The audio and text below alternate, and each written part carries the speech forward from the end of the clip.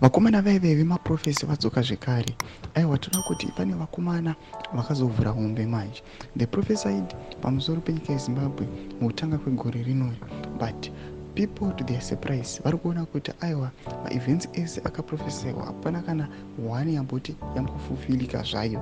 Sana mina mashoko aisi kuexpose kwanoitwa navakomana vekuzomuudza kuti aiwa vakomana ava havambomisi, pangoitika zvinenge zvangoitika vanondopindira ndobva subscribe like turn the bell icon.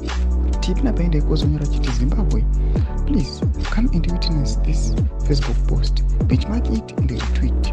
We shall be watching these events as they unfold. Totaenda pahendo ya obey tichafa mukashairi anyora chiti Zimbabwe smile, the almighty has heard your prayer.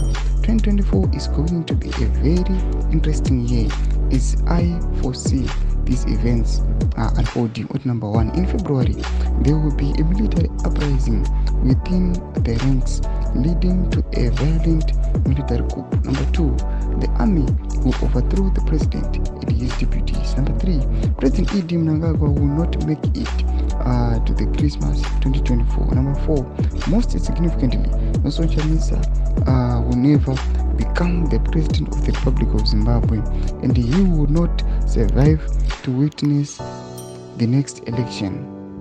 Ndo mashoko anasiya anyora mukomana uyu achiti aiwa anoona kuti aiwa the year 2024 achiti Mwari vanzwa munyengetero yevanhu, ndobva anyora izvi. But as we can see kuti aiwa nyika yedu tarisarwa everyone tatusarwa ne less than 40 days kuti tibire muna 2024 these events asati transpire. Nauye muna February yakadofresina kutoitika, vakomana vachiti aiwa mutungamiri women opposition advocate nelsonchamisa aiwa vanenge vasisipo havakwanisi kumeka it to the next election. Tudze mafunguro enyu muri kudi pamusoro pemashoko ake pene comment section medu.